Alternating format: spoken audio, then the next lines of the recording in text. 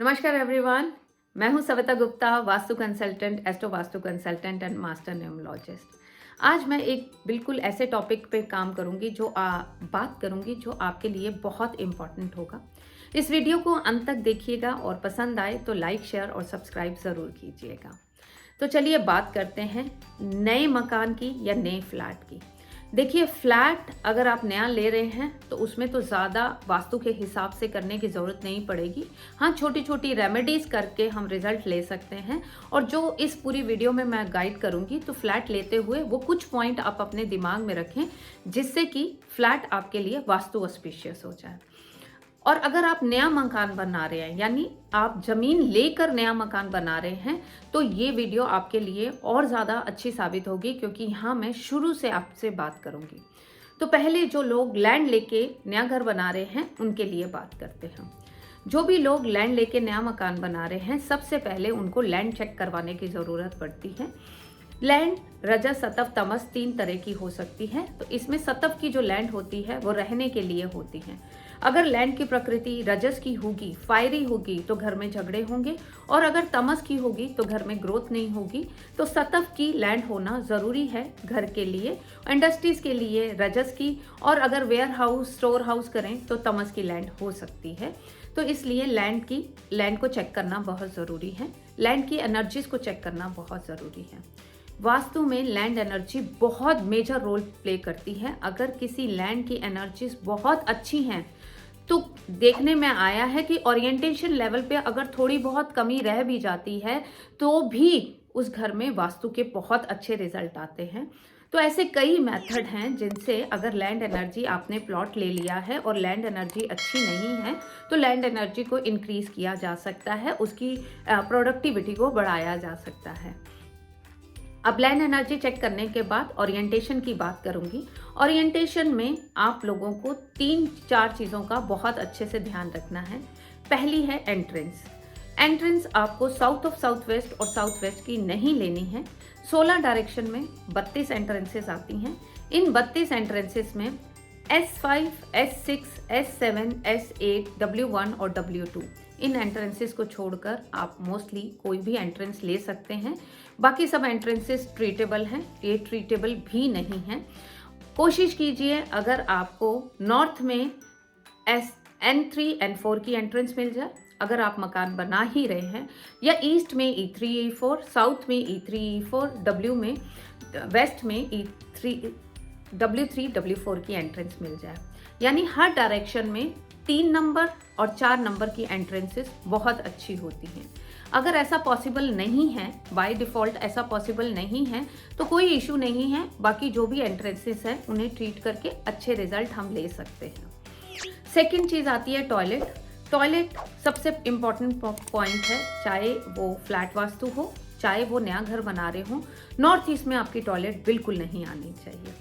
Toilet बनाने के 3 zone जो कि नेगेटिव जोन वास्तु में गिने जाते हैं, वो है एक ईस्ट साउथ ईस्ट, एक है SSW जिसे साउथ ऑफ साउथ वेस्ट बोला जाता है, और एक है वेस्ट ऑफ नॉर्थ वेस्ट। आप इन डायरेक्शन में टॉयलेट बना सकते हैं। नॉर्थ ईस्ट में टॉयलेट किसी भी तरह से एक्सेप्टेबल नहीं है, उसे वहाँ से रिमूव ही करना पड़ेगा। तो बेटर है, नया घर बना रहे हैं तो नॉर्थ ईस्ट को बिल्कुल ओपन, क्लीन, साफ सुथरा रखिए। ठीक है।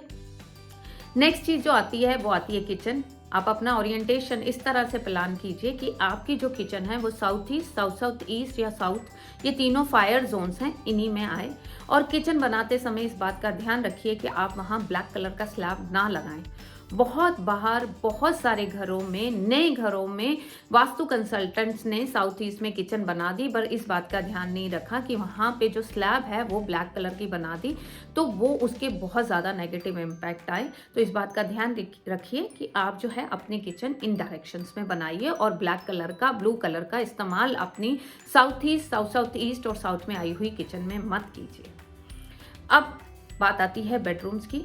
तो 3 डायरेक्शन जिसमें मैंने टॉयलेट बनाने की बात की थी, east of south east, south of south west और वेस्ट ऑफ नॉर्थ वेस्ट में अब टॉयलेट बनाई जा सकती है, लेकिन बेडरूम नहीं बनाया जा सकता। आप अपना बेडरूम बनाएं। अगर आप नॉर्थ में बना रहे हैं, नॉर्थ वेस्ट और नॉर्थ में, तो कोशिश कीजिए आपका हेड साउथ की तरफ आए। और आप ईस्ट ENE में भी बेडरूम बना सकते हैं, साउथ और साउथ ईस्ट और साउथ में बेडरूम बना सकते हैं। South west, west of south west और वेस्ट अच्छी डायरेक्शंस हैं बेडरूम बनाने के लिए। तो इस तरह से प्लेस कीजिए कि आप इन डायरेक्शन में आपका बेडरूम आए। अगर कोई नेगेटिव जोन आपके बेडरूम में आ भी रहा है, लेकिन आप बेड की प्लेसमेंट ऐसी कीजिए कि वो पॉजिटिव डायरेक्शन में हो, तो भी वास्तु के हिसाब से वो ठीक है। तो ये 4 चीज़ें अगर आप ध्यान रखते हैं नया घर बनाने वाले लोग, तो बहुत हेल्प होगी।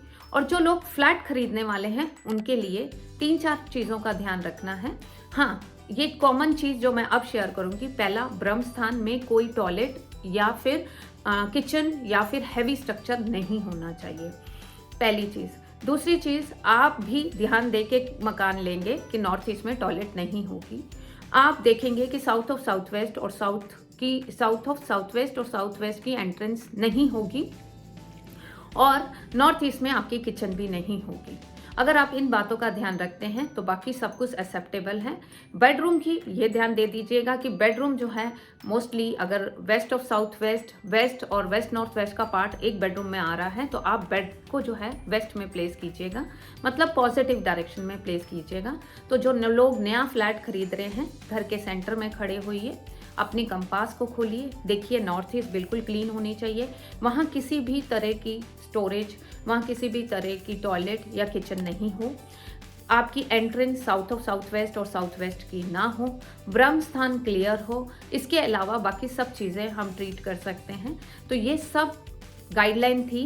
नया घर अगर आप नया घर लैंड से लेके बना रहे हैं, यानी अपना बंगला बना रहे हैं, या नया घर आप खरीदने जा रहे हैं बना बनाया जो कि फ्लैट है, तो इन चीज़ों का अगर आप ध्यान रखेंगे तो आपको बहुत ज़्यादा हेल्प होगी। Thank you so much.